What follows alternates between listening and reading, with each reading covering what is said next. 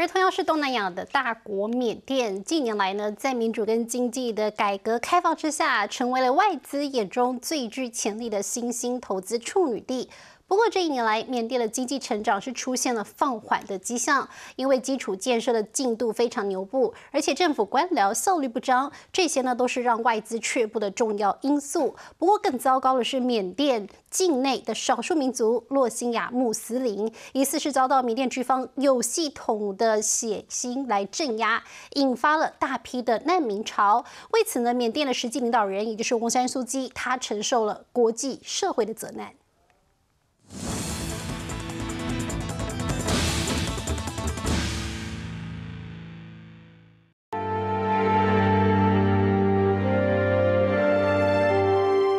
这里有充满原始风味的自然美景，大量等待开发的天然资源，还有珍贵丰富的历史古迹。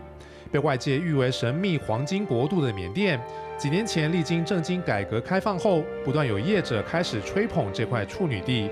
缅甸约有90%人口都是佛教徒，人们选在缅历的新年，也就是西历4月中旬欢度泼水节，互相泼水象征喜旧迎新。而每年7月15日的点灯节，当地佛教徒依照传统都会点燃烛光，象征性迎接佛陀降临人间。宗教信仰洗涤了人心，抚慰伤痕。只是在面对其他族裔或是不同信仰的异教徒，缅甸统治当局的态度似乎看不到宗教界常挂在嘴边的仁慈与包容。一具具冰冷遗体整齐排列在海滩上，包括大人小孩在内，至少14人不幸溺毙。这一家7口原本都在同一条船上，没想到因为船只翻覆，最后仅有1人逃出鬼门关。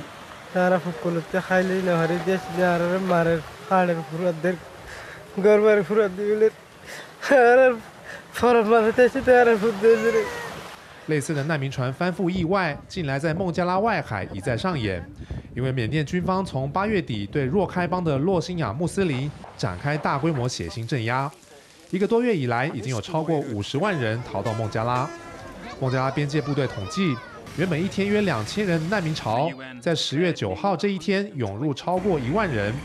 面对难民潮突然大量暴增，孟加拉境内的难民营，不管是粮食供应还是卫生防疫工作，已经越来越难以负荷。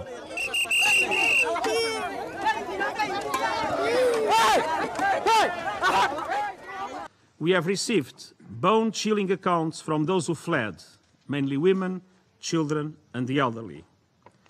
These testimonies point to excessive violence and serious violations of human rights, including indiscriminate firing of weapons, the presence of landmines, and sexual violence.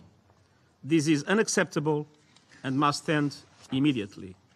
联合国安理会日前罕见针对洛辛亚难民危机展开8年来的首场特别会议。缅甸当局迫于国际社会的谴责压力，日前总算松口承诺，愿意在确认难民身份后，接回曾在缅甸居住过的洛辛亚穆斯林。The destruction by the Tatmadaw of houses, fields, food stocks, crops, livestock, and even trees render the possibility of the Rohingya returning to normal life and livelihoods in the future in northern Rakhine almost impossible. 洛辛亚难民危机爆发以来，一度保持缄默的缅甸国务资政，也是诺贝尔和平奖得主翁山苏姬，遭人权组织抨击态度过于消极，放任缅甸军方对洛辛亚穆斯林展开血腥镇压，爆发种族清洗却仿佛视而不见。英国牛津市议会日前开了第一枪，一致表决通过撤销1997年颁发给他的荣誉奖章。翁山苏姬就读的牛津大学挂在休斯学院门口的肖像也被撤下。饱受各方压力的翁山苏姬上个月在难民危机爆发后发表首场演说，但不知是否因为现场听众不乏多名高官与军方将领，翁山苏姬的发言依然有所顾忌。Since the 5th of September, there have been no armed clashes and there have been no clearance operations. Nevertheless, we are concerned to hear that numbers of Muslims are fleeing across the border to Bangladesh. We want to find out why this exodus is happening. There's a lot of mistrust throughout society. She has to deal with the military. And then there's this attack. I mean, the reason why this latest stuff has happened is there's an attack by a group in the name of the Rohingya. So this overreaction by the military and the local police has put her in a difficult place. 身兼国务资政与外交部长的翁山苏姬，虽然贵为国家实际领导人，但是在缅甸宪法的严格限制下，权力范围无法扩及国安问题。加上军方在议会席次多达1/4，还享有宪法改革否决权。翁山苏姬对军方掌控能力其实很有限。 I think that she should and could speak up a little bit more, at least to address the human rights violations that are occurring not only in Rakhine and the Rohingyas. There are a lot of human rights violations and abuses occurring currently in northern Kachin and northern Shan. But I'm afraid the military still has a stronger hold on Myanmar.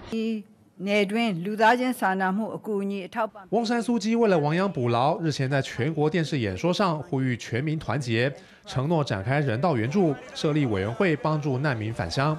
但是对于军方血腥镇压洛辛亚人，仍然只字不提。Myanmar is probably in the most strategic location. It bridges Northeast Asia and South Asia, and it's between 3 billion people when you think about it. 缅甸自2010年首次举行多党制大选以来，逐渐由军人专政转型为文人政府。一连串的经济改革开放，让外资抱着热钱纷纷抢进这块投资处女地。2016年估计投入缅甸的外资金额高达66.49亿美元，对外贸易也增加到288亿美元。缅甸打开经贸大门，台湾厂商也不落人后。 2013年起，台缅双方开始进行直接贸易往来。2016年，双方贸易总额来到2.8亿美元，比上个年度成长了4.24%。缅甸目前位居台湾第64大贸易伙伴，未来还有很大的成长空间。 Myanmar has everything. It has everything under the ground. Every natural resource you can think of, it has timber, oil and gas, precious stones, minerals. 拥有丰富天然资源的缅甸可说是得天独厚，全国从事农业人口多达60%，更拥有大量年轻人口可以立刻投入就业市场。但是近2年拜改革开放之赐，土地价格遭人大幅炒作，加上基础建设跟不上开发速度，让不少厂商为之却步。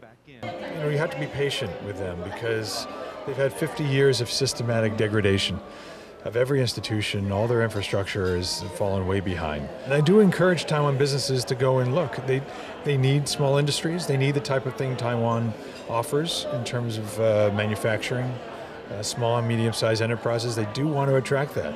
世界银行曾乐观预估，缅甸从2016年到17年的经济成长将高达7.8%。